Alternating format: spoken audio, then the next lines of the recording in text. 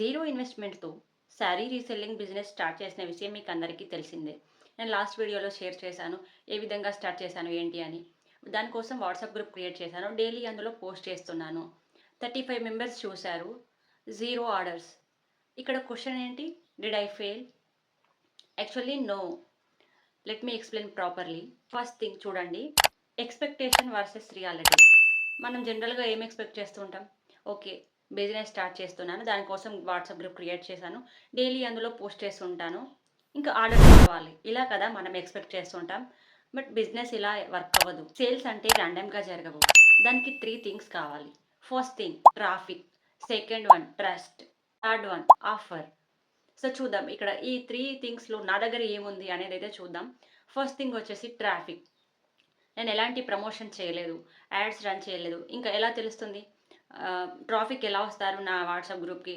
ఇక్కడ శారీ రీసెల్లింగ్ జరుగుతుంది. శారీస్ సేల్ చేస్తున్నారని ఎలా తెలుస్తుంది? నేను ప్రమోషన్ చేయకుండా, యాడ్స్ రన్ చేయకుండా. So, traffic no. సెకండ్ వచ్చేసి ట్రస్ట్. ట్రస్ట్ కూడా లోనే ఉంది. ఎందుకంటే నేను ఇక్కడ ప్రోడక్ట్‌ని చూడట్లేదు. జస్ట్ సప్లయర్ నాకు షేర్ చేస్తున్న పిక్స్‌ని నేను వాట్సాప్‌లో పోస్ట్ చేస్తున్నాను. సో, ట్రస్ట్ కూడా లో ఉంది. ఇంకా థర్డ్ థింగ్ వచ్చేసి ఆఫర్.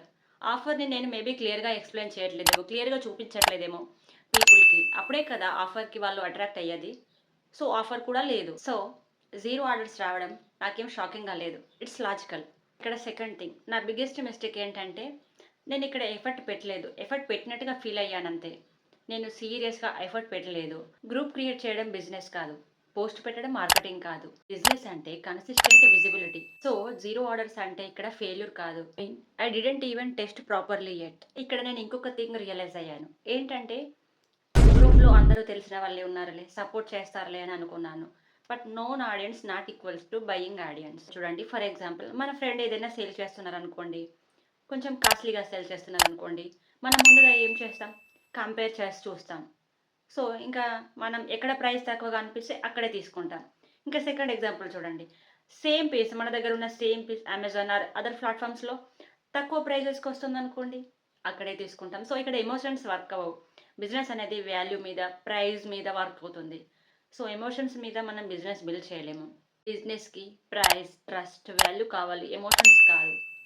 సో, ఇక్కడ నేను ఈ థింగ్ అయితే రియలైజ్ అయ్యాను. ఇక్కడ నేను ఎమోషనల్‌గా రియాక్ట్ అవ్వటం లేదు.